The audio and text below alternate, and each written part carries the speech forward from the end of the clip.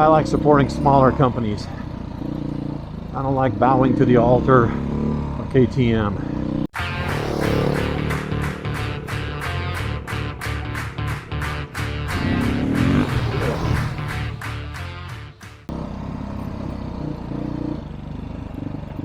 You know, I've been complaining a little bit in this video about the rocks and the heaviness feeling of the bike.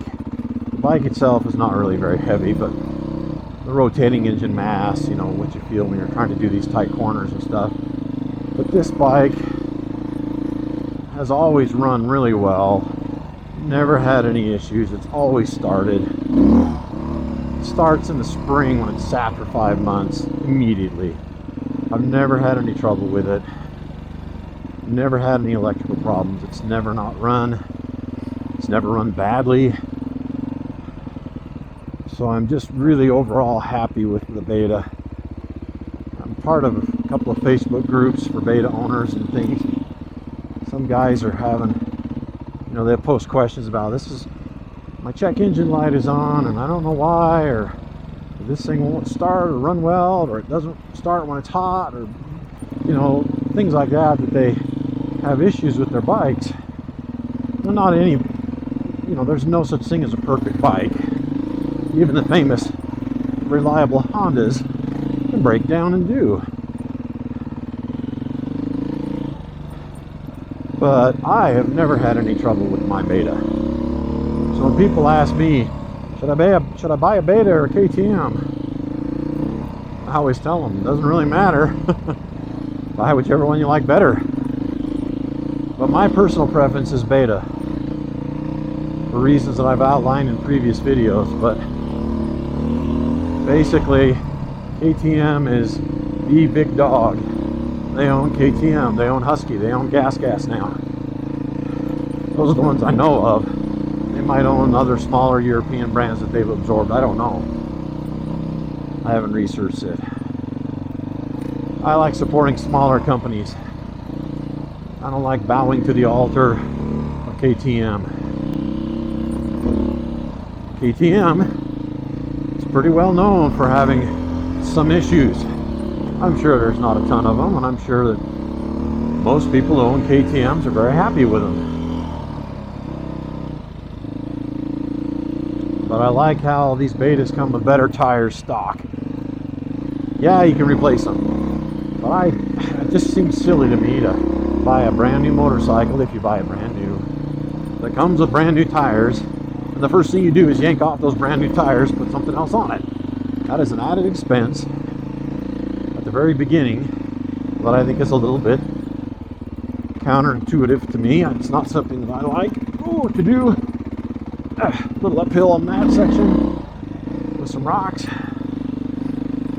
Now, if you got the money and you don't care to spend that extra money and waste the original stock tires, then that's fine. It's personal choice. But I like how these come with better tires straight from the factory. They're not amazing stock tires, particularly the rear. It wears out pretty fast.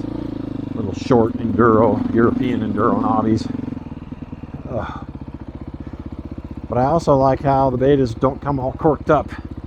They need to be unlocked to get all their power out of them. Yeah, you can do some unlocking probably, but I don't know. My bike, to my knowledge, is stock.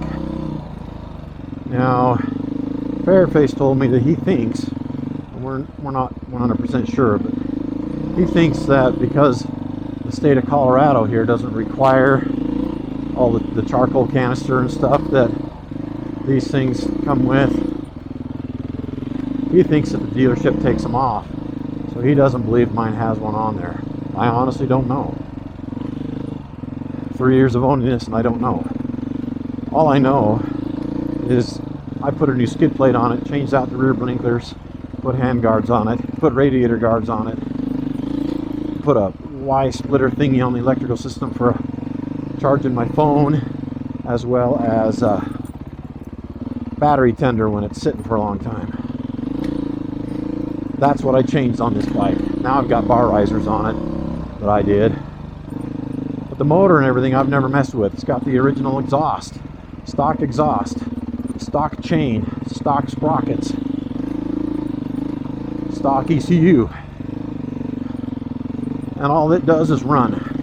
And it runs great. It's never coughed. It's never quit on me except for when I stall it, which is different.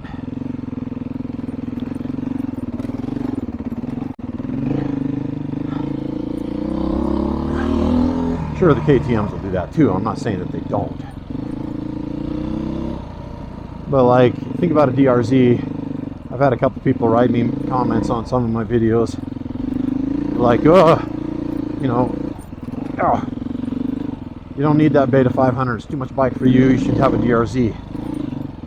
Well, get a DRZ to run properly. You got to do the 3x3 air box, and rejet it, and all that stuff. It's carburetor. It also weighs a whole lot more than this. That is the last thing I want to do, is get something heavier to do this sort of riding. I want to go lighter, not heavier. DRZ is the wrong direction. That bike weighs a whole lot more than this. And my last bike was a KLR 650, a 2003 KLR 650. Had it for 8 years. Sold it in 2011. It was a good bike. It was reliable. I had a lot of fun with it. Wasn't really all that keen on selling it when I did, but I needed to at the time. But it was heavy. It was slow. It was gutless. And I always wished that it had a little more power and weighed less. So when I was getting ready to buy this bike, I initially thought I was going to get a Honda XR 650. Oh, missed my turn. I thought I was going to get an XR 650L dual sport. I'd wanted one of those since they started making them in the 1980s.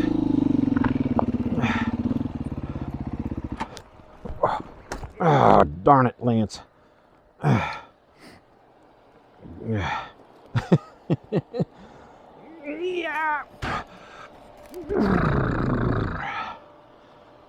Picking that up is 100 times easier than it would have been on that Honda XR 650L.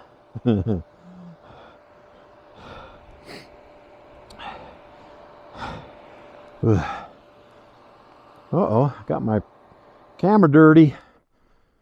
Let's not break it here, boy. All right, I gotta figure out what the damage is.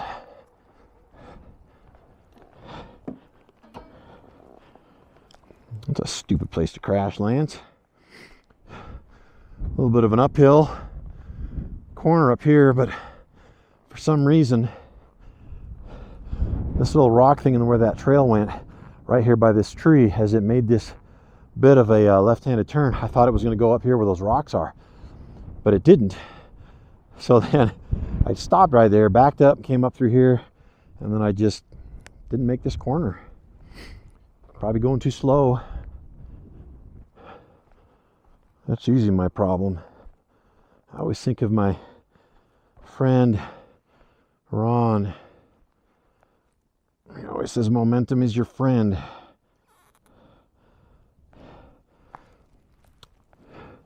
And I believe him. He knows a whole lot more than I do. He's a much better rider than I've ever been.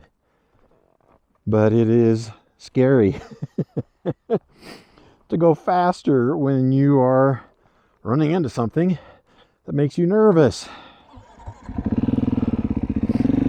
The temptation, the natural instinct is to slow down and stop, which I know is not a good choice, but really hard to overcome that. So yeah, I've been really happy with this Beta. And I've talked before and even made an entire video based on the whole, is this a dual sport? And I invited everybody to write comments about it, and I only got a few. My channel isn't very big and I don't get a crap ton of views from all kinds of people.